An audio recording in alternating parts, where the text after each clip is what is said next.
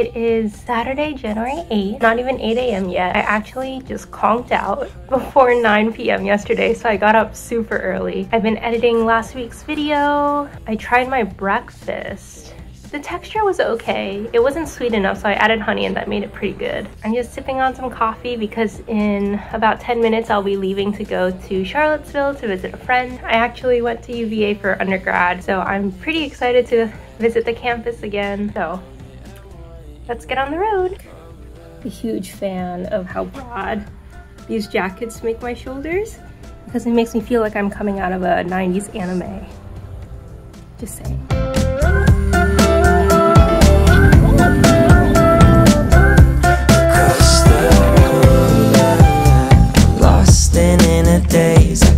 Your sudden gaze and time, it started racing.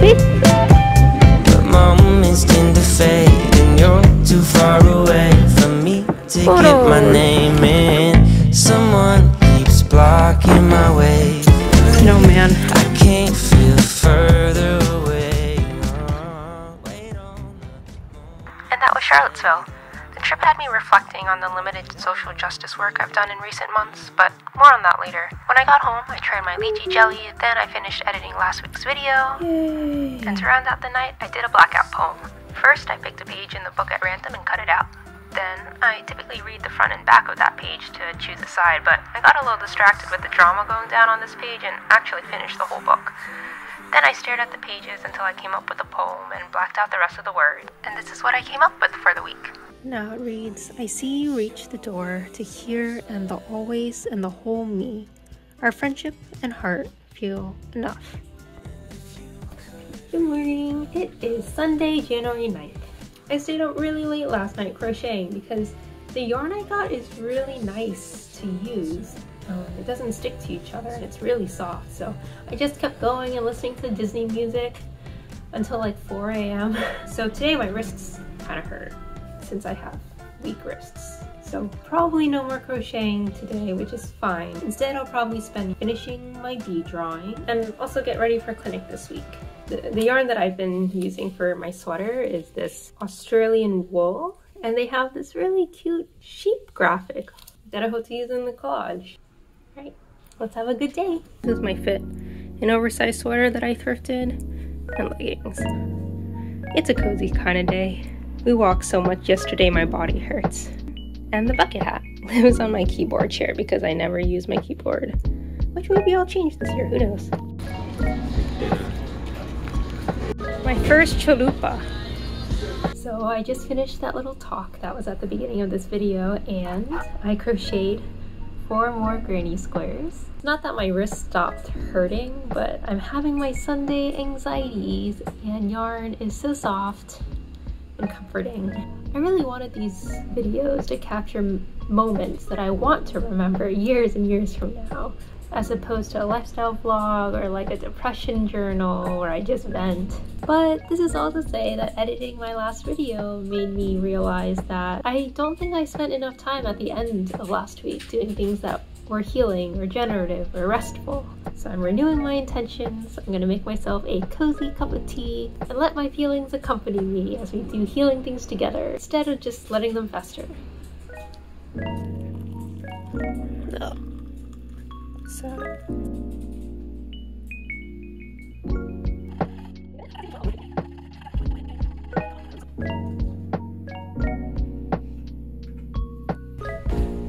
COVID has gone pretty bad, so they asked me to eat my lunch outside.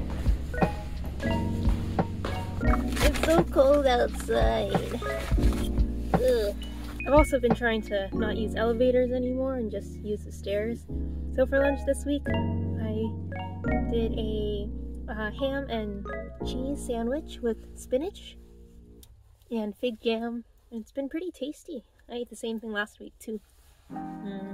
I'm like shivering, it's so cold. It's so good. My hands are so cold, they're like white. So I guess I'll go inside.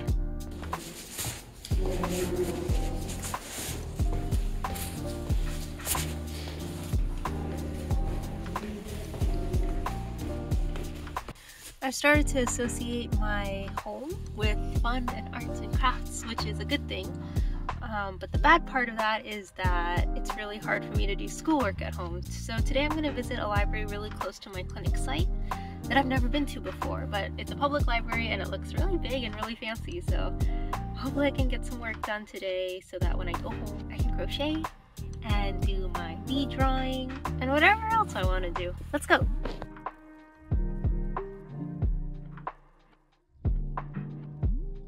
I've finally finished my bee drawing. I'm not super happy with it, but I think that's a sign of growth. So that will go up on Instagram tomorrow, and then I'll start working on next week's, which is C. I chose a chicken. My idea is to put this chicken in like a holster and attach it to one of those wooden plane glider things and put a chicken in the sky next to my bee. It's unclear if I can pull it off, but I'm excited about the idea, so.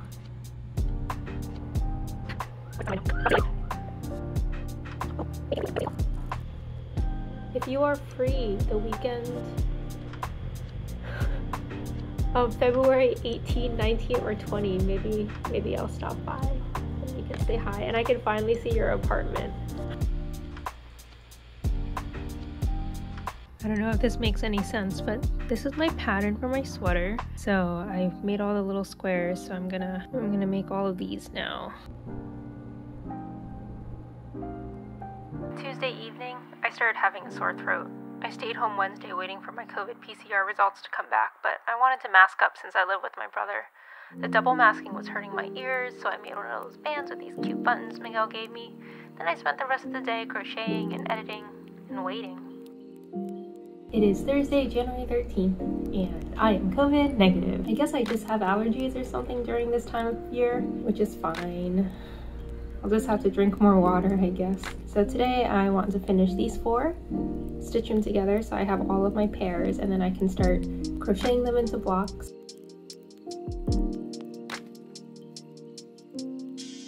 So this is what I think the sweater will look like. I tried to space out the different colors as much as I could so it looked kind of random and cute. I just realized I'm gonna need to have more for these vertical lines, and I don't know if I have enough brown for that, but luckily since it's every other one I might be able to pull off doing a different color. We will see. But next I'm going to do a little pink horizontal stripes. I guess purple, it's gonna be this color. Okay, actually this is the pattern that it's supposed to be. So this will be one side and that will be the other side. Now I'll be working on putting these purple stripes.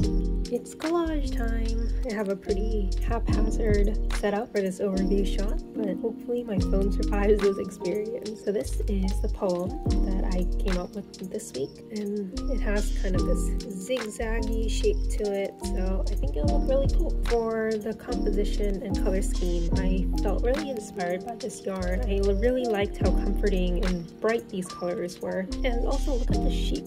They're so cute. Of the photos that I got last week, I really liked this one and felt like it went well with the color scheme. I also have this wrapping paper that is left over from a happy birthday thing that I did for a friend. I have this Canada Dry Ginger Ale container that has a lemon on it that I want to use. I have this Joann's fabric coupon that has a green that I like that I might cut shapes out of. Also this tea thing that is green on one side and orange on the other. I really liked how bright it was. I also have this magazine where that's me. I kept it for that, but I don't need the inside of it, so probably gonna look for things in here that I can cut out. I also have a bunch of ads, newspaper ads, like for grocery stores and stuff, so I might be able to find cool things in here. I also wanted to incorporate dried flowers and whatnot into this one, so I got a few of these tea cans that I repurposed to keep that kind of stuff.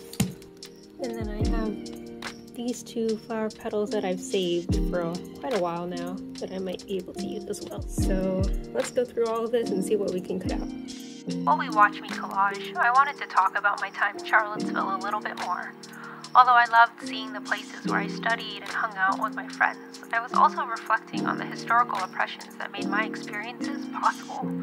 UVA was built by thousands of enslaved black folks, as was the rest of this country as we know it, and accountability is more than visiting a new memorial.